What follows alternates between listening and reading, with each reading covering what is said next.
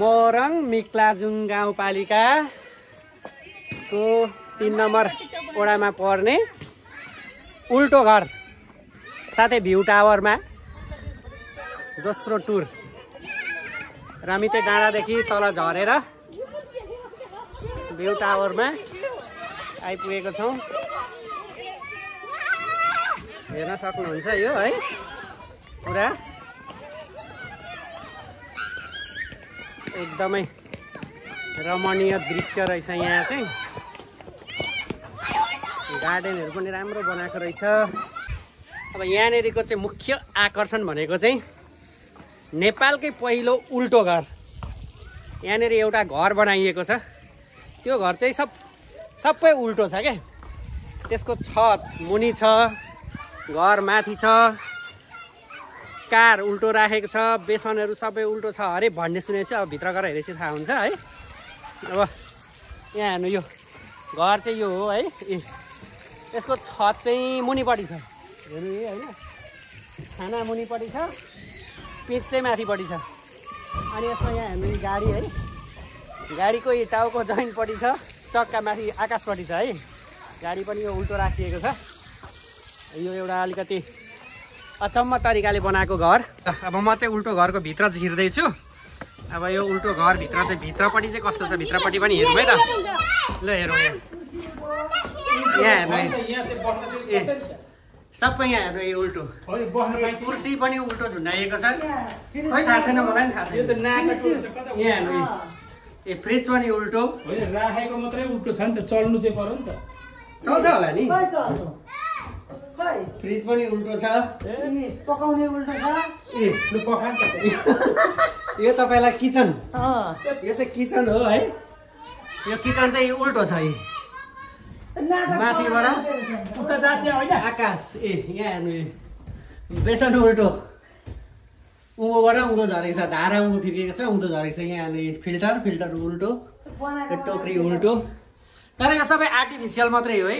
यो प्रयोग गर्न चाहिँ केही पनि पाइने रहेछ यहाँ। अब यो तपाईँले हेर्नु होइन, यहाँ यो टोइलेट है। अब यो टोइलेट बाथरुम, यो टोइलेटको भुइँ भयो। अब टोइलेटको कम्फोर्ट चाहिँ माथि छ।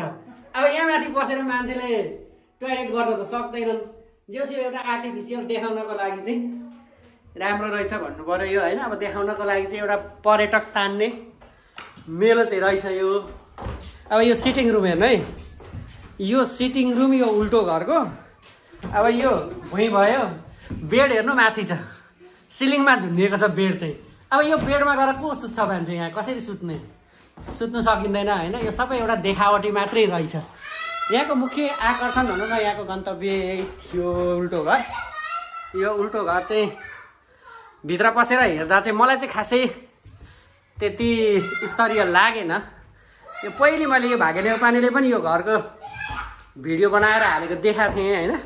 उसले चाहिँ निकै तारिफ गरेर हालेको थियो भागे नेउपानेले। सायद उसले प्रमोट गरेको थियो, उसलाई यहाँ पैसा दिएर बनाउन लगाएको थियो होला सायद।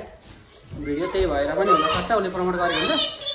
जे छैन बनाउन नखोजेको होइन, बनाएको हो। अब एउटा नयाँ तरिकाले, नयाँ डिजाइनले, पर्यटक तान्ने तरिकाले, पर्यटक तान्नको हिसाबले चाहिँ बनाएको घर रहेछ होइन। तर यसको जति चर्चा थियो त्यो चर्चा गरे अनुसार चाहिँ मलाई चाहिँ लागेन कि यो घर जति बनाएको थियो त्यो तरिकाले छैन। बरु यो उल्टो घरभन्दा बाहिरको दृश्य अलिक राम्रो छ होइन।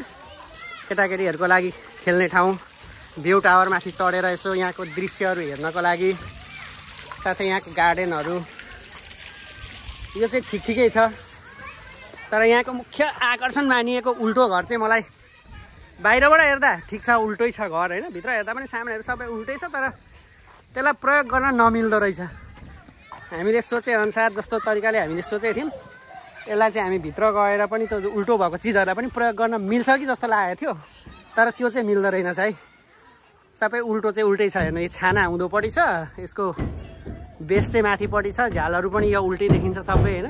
घर हेर्दाखेरि चाहिँ सरसर्ती, तर भित्रपट्टि सामानहरू पनि सबै उल्टै तरिकाले राखिएको छ। तर त्यसलाई प्रयोग गर्न चाहिँ बिल्कुलै नमिल्ने रहेछ। त्यो सबै देखावटीको रूपमा मात्रै रहेछ। र यहाँभित्रको एन्ट्री फिस 100 रुपियाँ, एकजना बराबर 100 रुपियाँ तिरेर भित्र छिर्न पाउनुहुन्छ तपाईँहरू होइन। अब हामी चाहिँ खास माथि रमिते डाँडा गएको टेन्ट हाउस। टेन्ट हाउसमा पुगेर अब यो बाटोमै पर्ने हुनाले यसमा पनि सरस्वती पुगेर आउन त भनेर हामी यहाँ पनि आएको होइन। जोस् गार्डनहरू चाहिँ अब यहाँको जोस् डेकोरेसनहरू चाहिँ रमिते डाँडाभन्दा चाहिँ धेरै राम्रो। यहाँनिर धेरै कुरा बनाइएको छ। ठाउँ पनि निकै ठुलो फराकिलो नै रहेछ होइन। स्पेसहरू पनि राम्रो, तर पनि यहाँको अझै पनि मलाई यहाँको उल्टो घरको चाहिँ चित्त बुझिरहेको छैन किन। अनि यहाँ फोटोसोटो खिच्नलाई यताउता गर्नको लागि चाहिँ एकदमै राम्रो ठाउँ। हाम्रो ग्रुपहरू यहाँ फोटो खिच्नमा व्यस्त हुनुहुन्छ होइन। म चाहिँ उल्टो घरको सबै भ्रमण गरेर आइसकेँ। यहाँ सबैलाई चाहिँ यो फोटो खिच्न हो न यताउता यो मात्रै छ।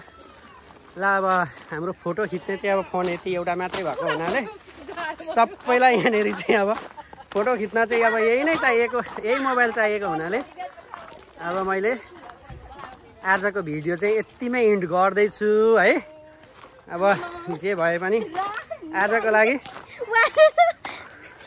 कस्तो दामीका सिनहरू चाहिँ राम्रो लाग्यो क्या यहाँको। ल भाइ।